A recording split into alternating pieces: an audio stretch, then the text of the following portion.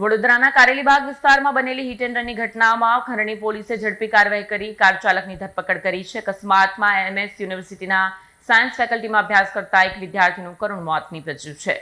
મળતી માહિતી મુજબ કારેલીબાગ વિસ્તારમાં બાઇક પર સવાર 3 વિદ્યાર્થીઓને નંબર પ્લેટ વગરની i10 કાર સાથે જોરદાર ટક્કર મારી. અકસ્માતમાં 3 વિદ્યાર્થીઓ ગંભીર રીતે ઇજાગ્રસ્ત થતા તાત્કાલિક સારવાર માટે ખસેડાયા, જ્યાં ઋતુરાજ નામના વિદ્યાર્થીનું ટૂંકી સારવાર દરમિયાન મોત થયું અને 2 વિદ્યાર્થીઓની સારવાર ચાલુ છે. અકસ્માત સર્જ્યા બાદ કાર ચાલક ઘટનાસ્થળથી ફરાર થયો.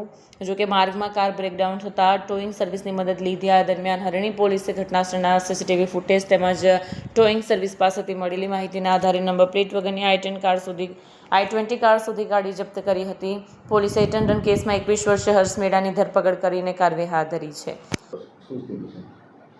ગઈ તારીખ 13/7ના રાત્રિના 1 વાગ્યાના અરસામાં એક અમિતનગર રોડ ઉપર 4 વ્હીલ ગાડી જે નંબર વિનાની હતી તેણે 2 વ્હીલમાં 3 ચાલકો હતા તેને ટક્કર મારેલી અને હિટ એન્ડ રન કરી અને નાસી ગયેલ હતો. તેમાં સુજલભાઈ ચૌહાણ છે તેણે પોતાની ફરિયાદ આપેલી હતી અને 3 વ્યક્તિઓને હોસ્પિટલાઇઝ કરવામાં આવ્યા હતા.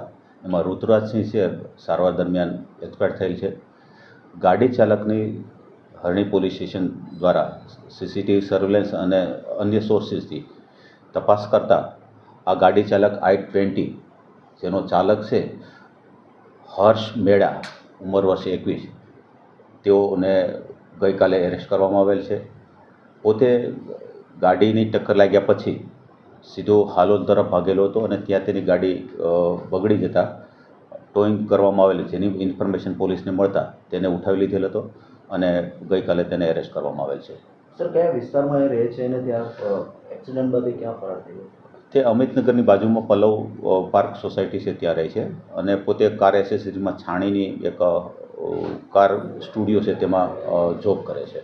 નશાની હાલતમાં હાલ નશો કરેલું જણાતું નથી, છતાં પણ અમે એનું વેરિફિકેશન કરવા માટે એનું બ્લડ સેમ્પલ લેવામાં આવ્યું છે, જે FSL ખાતે મોકલવામાં આવશે. એ સમયે રાત્રે ક્યાં ગયો હતો સર? ત્યાંથી પોતે એવું કહે છે પોતાના ઘરેથી પોતાના મધર આરોપીના છે એ હોસ્પિટલાઇઝ હતા એટલે હોસ્પિટલ જતો હતો એવું પોતાનું કહેવાનું છે, છતાં પણ એ બાબતે એની પૂછપરછ અને તપાસ શરૂ છે.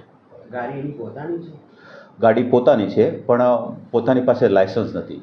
નંબર રજિસ્ટ્રેશન છે પણ લગાડેલા નહોતા. એવું કીધું કે મેં થોડું કામ કર્યું હતું ત્યારે નંબર કાઢી નાખેલા હતા, બાદમાં લખેલો હતો.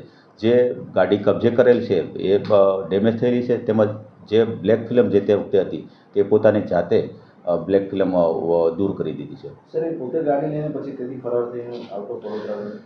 હા, પોતે જેવું એક્સિડન્ટ થયું એટલે સીધો હાલોલ તરફ ભાગ્યો અને હાલોલ વહેલા 4-4:30ની આજુબાજુ હાલોલ તરફ એક જગ્યાએ તેની ગાડી બ્રેકડાઉન થઈ અને ટોઈંગનો કોન્ટેક્ટ કર્યો અને ટોઈંગ દ્વારા આપણને માહિતી મળી કે ભાઈ આ ગાડી આ જગ્યાએથી લાવવામાં આવે છે અને જે ગાડીના એન્જિન ચેસિસ નંબર ઉપરની વેરિફિકેશન કરતાં નાના નંબર મળી આવેલા.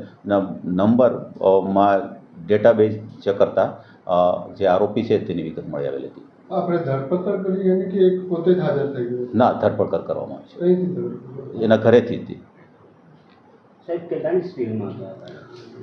બની શકે ઓવર 70 થી 80ની સ્પીડ હશે એવું અત્યારે અનુમાન છે અમારું. એને દેખાયું નહીં?